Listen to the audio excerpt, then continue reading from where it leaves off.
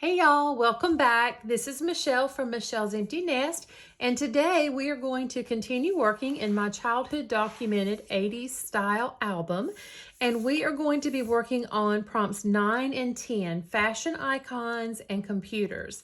And I put computers in quotation marks because, I mean, technically they were computers, but boy, were they pitiful compared to what we have today.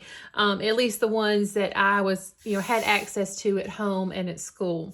So those are the two topics for the day. I have my materials ready. I think this one's going to go fairly quickly because I did a lot of digital work in Photoshop. So let's go ahead and put you on fast forward and get started. Let's do it. Okay, I am going to start off as always by taking my album apart and working just with the flat pages right on top of my craft table.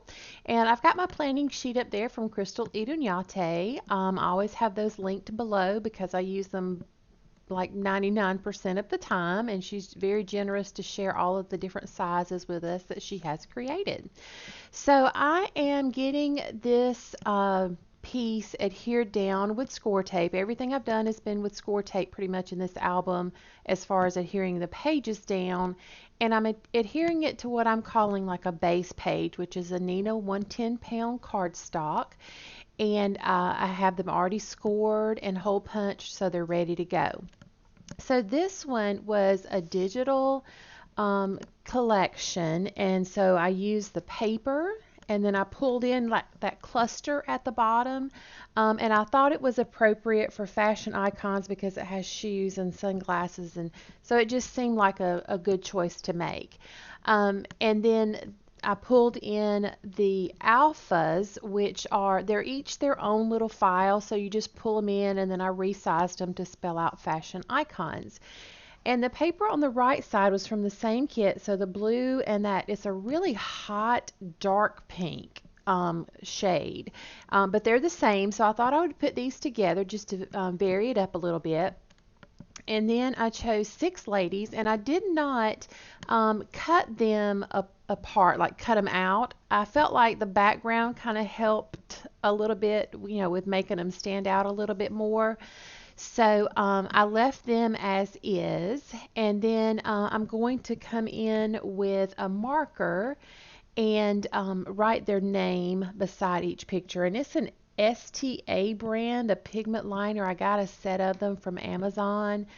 They come in like a 0.05, a zero point 0.1, a 0.2, a 0.4, 0.8, and a brush marker, I think it was. But that's what I used for it. So now I am moving on to prompt number 10, which is computers.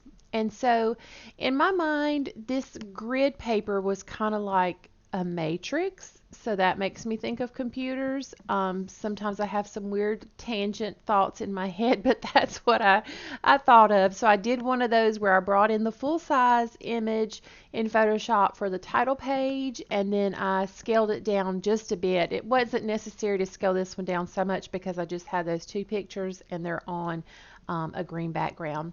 And I was working on sizing on these and trying to figure out how big I wanted to make each little computer.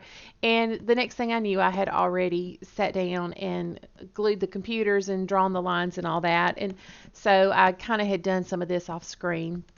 And the one that I'm working on now is the computer that we had at school in our computer class, and it was called a TRS-80.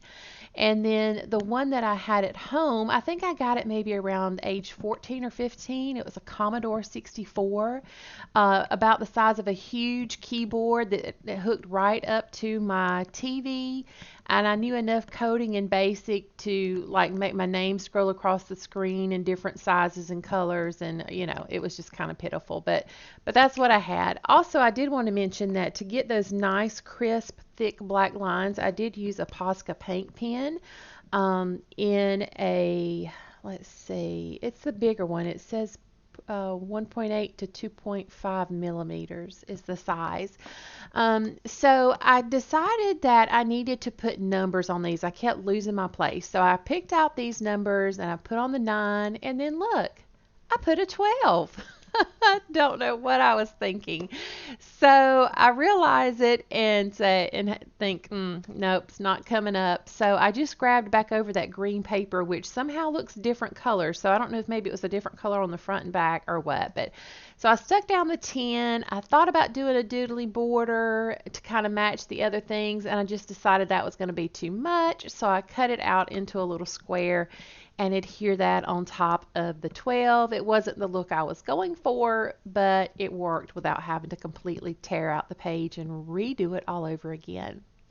All right, and then I'm just going to get my area cleaned up, and that finishes us out for today.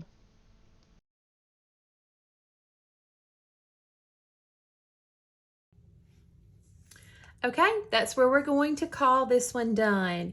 I like how both of these pages came out. Very different looks, but I like them.